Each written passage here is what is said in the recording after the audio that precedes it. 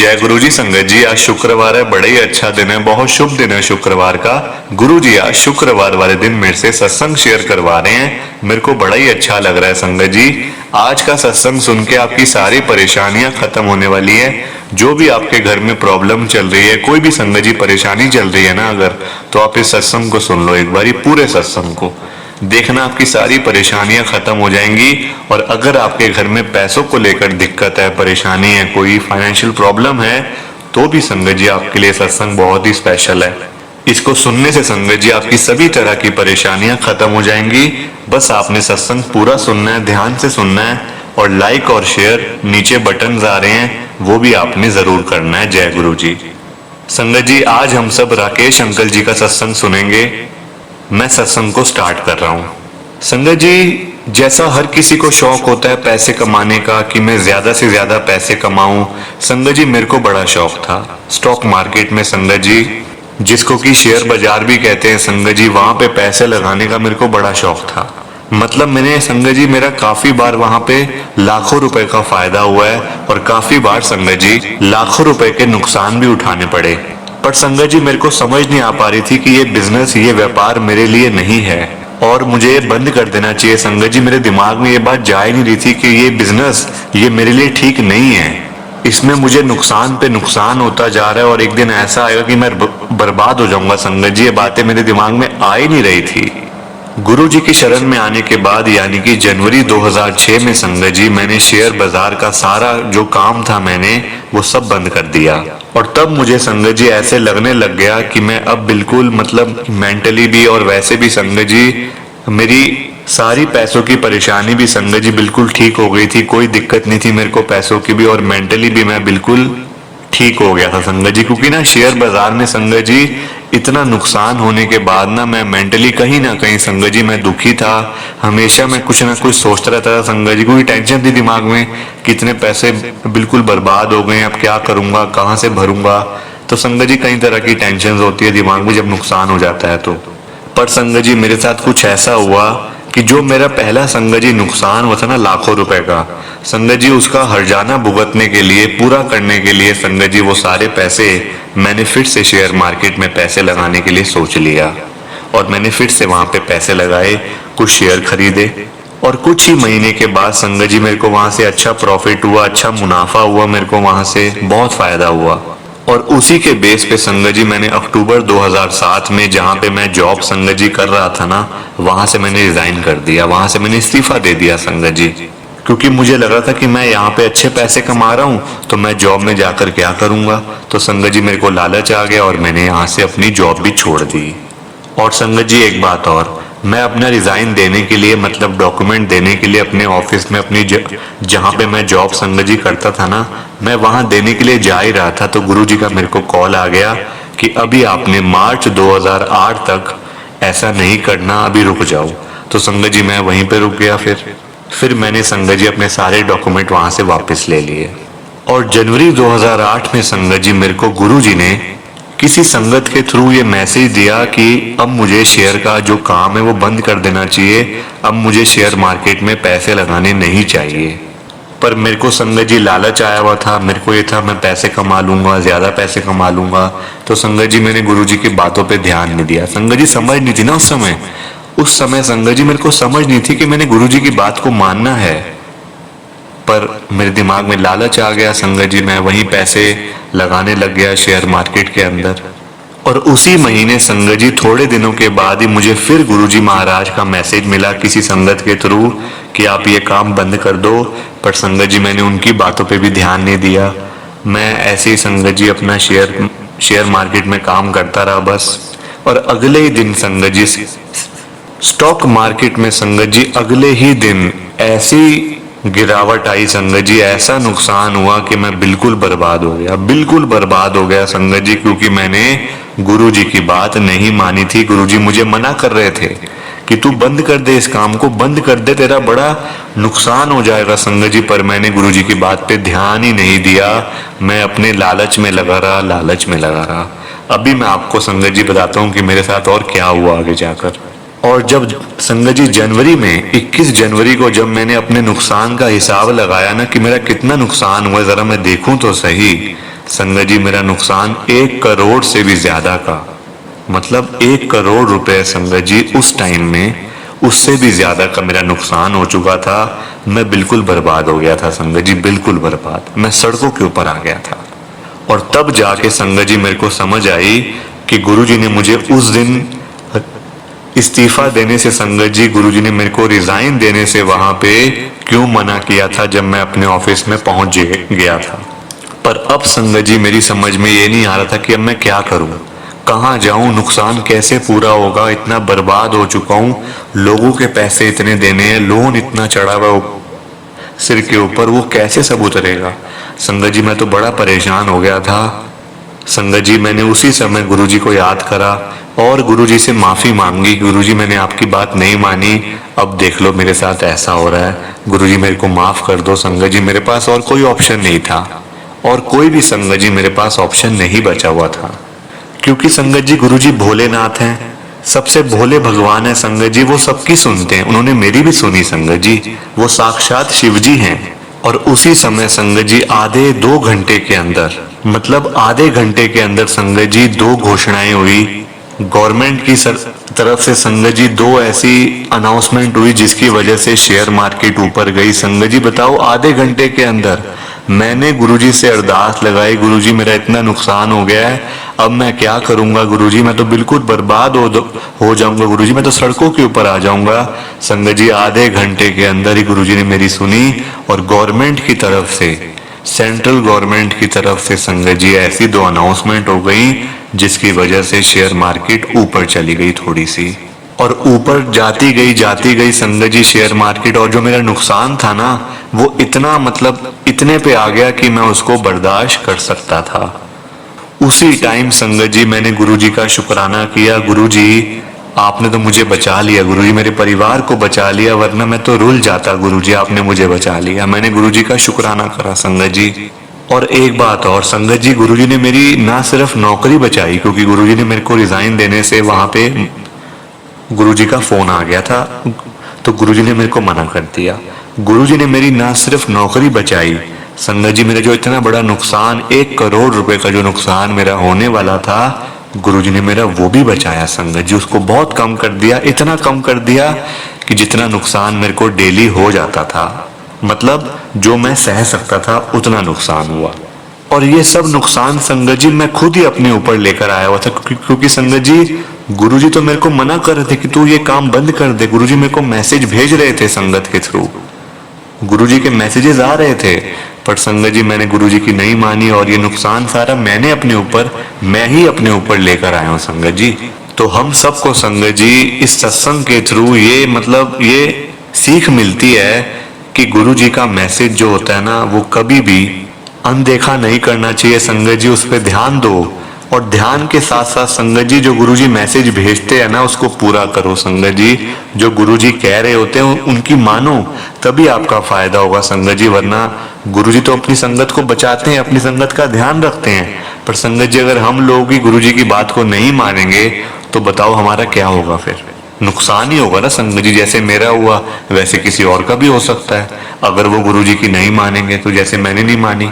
पर अब मुझे पछतावा होता है संगत जी अगर मैं उस समय गुरुजी की बात मान लेता तो सब कुछ ठीक होता संगत जी, सब कुछ ठीक होता, मेरा फायदा ही फायदा हो जाता। अब संगत जी मैं आपके साथ एक और सत्संग शेयर करता हूँ अपना, कि मेरे बिना पेट्रोल के स्कूटर को, जिसमें पेट्रोल ही नहीं था, गुरुजी ने वो कैसे चलाया। जनवरी 2008 में संगत जी रात को करीब 2:30 बजे मैं अपनी आंटी के साथ स्कूटर पे इफ्को चौक से, यानी कि गुड़गांवा से संगत जी मैं अपने घर पे जा रहा था। दिल्ली में संगत जी मैं रहता हूँ, मैं आपको पहले बता देता हूँ। और जब संगत जी मैंने स्कूटर को चलाने की कोशिश करी, यानी कि स्टार्ट करने की कोशिश करी संगत जी, वो स्टार्ट ही ना हो। अब मैं बड़ा परेशान हो गया, रात के करीब 2:30 बज रहे थे संगत जी, मेरे को बड़ी टेंशन हो गई कि अब मैं क्या करूंगा। फिर संगत जी मैंने पेट्रोल की टैंकी देखी, तो मैंने क्या देखा कि बिल्कुल खाली पड़ी है पेट्रोल की टैंकी, बिल्कुल खाली, मतलब मेरे को खाली टैंकी साफ नजर आ रही थी। और उस समय संगत जी रात के करीब 3 बज चुके थे। तो हम एक पेट्रोल पंप पे पहुंचे, जहां मैंने लोगों से संगत जी रिक्वेस्ट करी कि ज्यादा पैसे लेकर वो मुझे पेट्रोल दे दें, क्योंकि संगत जी रात को ना तब ऐसा खुले नहीं रहते थे पेट्रोल पंप।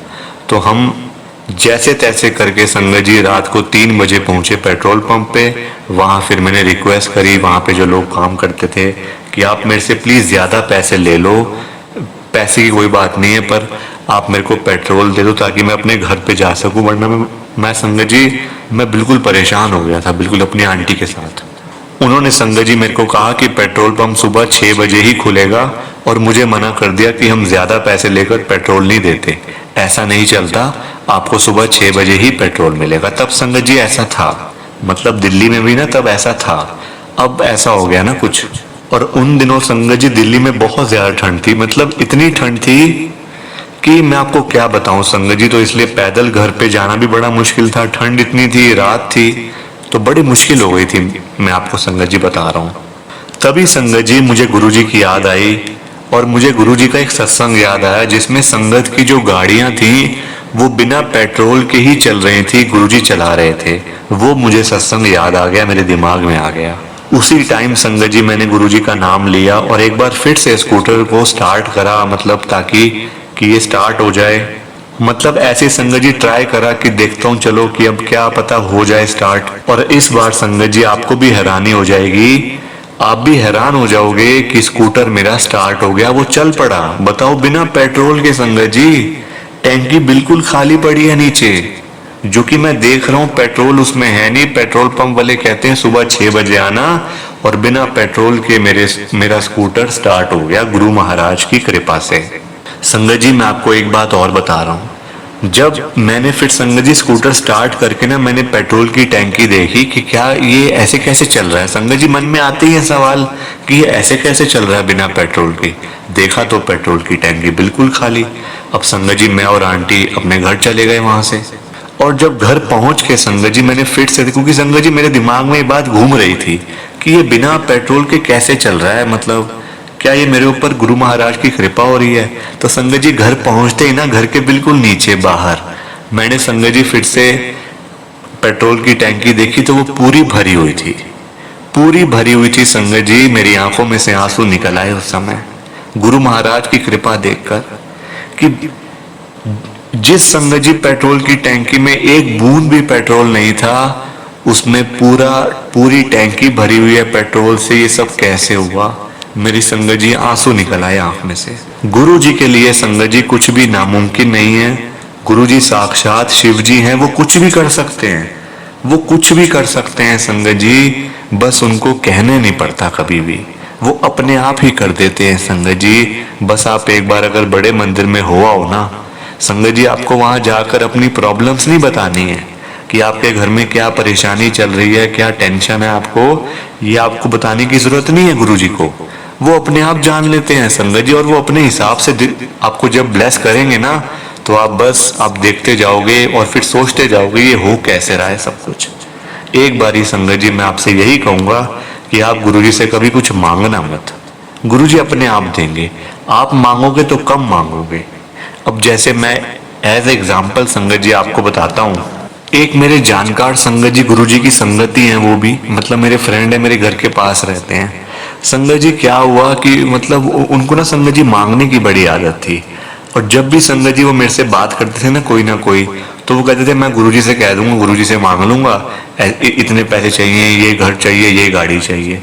अब संगत जी वो मुझे कह रहे थे एक दिन कि मुझे ना होंडा सिटी गाड़ी लेनी है, पर मेरे पास पैसा एक भी नहीं पड़ा हुआ और मेरा मन कर रहा है कि मैं मतलब होंडा सिटी गाड़ी लूं, नहीं खरीदूं। तो संगत जी मैंने उनको कहा कि तो फिर अब क्या करोगे आप। तो उन्होंने कहा गुरुजी से मांग लूंगा, बड़े मंदिर जा रहा हूँ अभी, गुरुजी से मांगूंगा, गाड़ी दे दो। संगत जी तो मैं चुप कर गया। मैंने कहा कि अब क्या मतलब, इतनी बार मैं इनको कह चुका हूँ कि गुरुजी से मत मांगो मत मांगो। अब संगत जी कोई कितना समझाए। अब वो चले गए, संगत जी मेरे सामने गए थे बड़े मंदिर में, वो मैं तब घर में था, वो मंदिर में गए हुए थे। तो क्या हुआ संगत जी, वो जब शाम को आए ना तो कहते कि मैंने गुरुजी से कह दिया गुरुजी मेरे को होंडा सिटी गाड़ी लेनी है और 1 हफ्ते में आप गुरुजी मेरे को वो दे देना, ब्लेस कर देना मतलब गुरुजी। संगत जी अब देखो आप, अब वो अंकल तो मांग के आ गए गुरुजी से, और गुरुजी संगत जी इतने भोलेनाथ हैं, मतलब साक्षात शिव जी हैं संगत जी, वो कुछ भी मना नहीं करते किसी को। अगर आप उनसे कुछ मांगोगे ना तो वो आपको मना नहीं करेंगे, वो आपको देंगे, चाहे आप कुछ भी मांगो संगत जी, पर मांगना नहीं चाहिए। अभी आपको समझ आ जाएगी। प्लीज आप सत्संग पूरा सुनो, ध्यान से सुनो, लाइक शेयर करते जाओ, नीचे बटन आ रहे हैं। अब क्या हुआ संगत जी, अगला हफ्ता आया, उनके घर में आ गई गाड़ी। अब गाड़ी आ गई संगत जी, होंडा सिटी जो उन्होंने मांगी थी। अब वो गाड़ी आ गई, गुरुजी से मांगा संगत जी, गुरुजी तो सब कुछ देते हैं, होंडा सिटी गाड़ी आ गई। अब क्या हुआ संगत जी कि गाड़ी आने के बाद वो कहते हैं मैं सीधा बड़े मंदिर में गया गुरुजी का शुक्राना करने के लिए। मेरे सामने संगत जी मेरे साथ गए थे वो। मैंने कहा चलो शुक्राना तो करो गुरुजी का, आप गुरुजी से मांग लेते हो तो गुरुजी का शुक्राना भी तो करो। संगत जी शुक्राना करने के लिए गए। अब रास्ते में हो गया एक्सीडेंट। संगत जी रास्ते में ऐसा एक्सीडेंट हुआ, मतलब इतनी चोटें भी नहीं आई, इतना संगत जी कुछ हुआ भी नहीं, पर गाड़ी बिल्कुल खराब हो गई। मतलब नई गाड़ी शोरूम से निकली हुई, अभी सीधा घर गए और घर से सीधा बड़े मंदिर। अब आप बताओ, अभी गाड़ी लिए मुझे लगता है 2 घंटे भी नहीं हुए होंगे, और कम से कम संगत जी उस पे 2 लाख रुपए का खर्चा आ गया, क्योंकि संगत जी इंस्टेंट हो गया था सारा काम। और ऐसी ऐसी चीजें टूटी सी गाड़ी की एक्सीडेंट में जो कि इंश्योर्ड भी नहीं होती। अंकल की जेब से ही पैसे लगे। तब मैंने अंकल को कहा अंकल, इसलिए मैं आपको कह रहा था गुरुजी से कभी कुछ मांगो मत, वो अपने आप देते आपको। और उसके बाद संगत जी अंकल कहते मैं गुरुजी से कभी कुछ नहीं मांगूंगा। संगत जी 2 महीने के बाद गुरुजी ने उनको पता है कौन सी गाड़ी ब्लेस करके दी, बिना मांगे, ऑडी, जो कि संगत जी लाखों रुपए की गाड़ी आती है, जहां तक मेरे को पता है। बाकी गुरु महाराज सब जानते हैं। तो इसलिए कहते हैं संगत जी गुरुजी से कभी कुछ मत मांगो, अपने आप उनको देने दो, वो आपको देंगे। संगत जी खाली थोड़ी भेजेंगे आपको। आप बड़े मंदिर में जाओगे माथा टेकने तो खाली थोड़ी आओगे, घर पे ब्लेसिंग्स लेके आओगे साथ में, है ना। खाली तो वो कभी किसी को जाने नहीं देते संगत जी। हम जाते जरूर खाली है वहां पे, परेशानियां लेकर जाते हैं, पर जब बड़े मंदिर से आते हैं ना तो ब्लेसिंग्स ही ब्लेसिंग्स लेके आते हैं घर में अपने। तो संगत जी सत्संग कैसा लगा कमेंट करके बताओ, लाइक शेयर जरूर करो, नीचे बटन आ रहे हैं लाइक शेयर करने वाले, वो आप उसको दबा के लाइक शेयर कर सकते हो। और 1-2 दिन के अंदर संगत जी मेरे को फिर से मौका मिलेगा सत्संग शेयर करने का। गुरुजी से मैंने अरदास लगाई हुई है और अंकल जी को भी कहा हुआ है कि अंकल जी मेरे को 1-2 दिन के अंदर फिर से मौका दो, सत्संग शेयर करना है। संगत जी फिर मैं आपके साथ और भी सत्संग शेयर करूंगा। जय गुरु जी, शुक्राना गुरु जी का। जय गुरु जी संगत जी, जय गुरु जी। संगत जी सत्संग अच्छा लगा तो लाइक करें, शेयर करें और ब्लेसिंग ऑलवेज गुरुजी चैनल के साथ में ही जुड़े रहिए, ताकि आपको गुरुजी के नए नए सत्संग सुनने को मिल सके। जय गुरु जी संगत जी।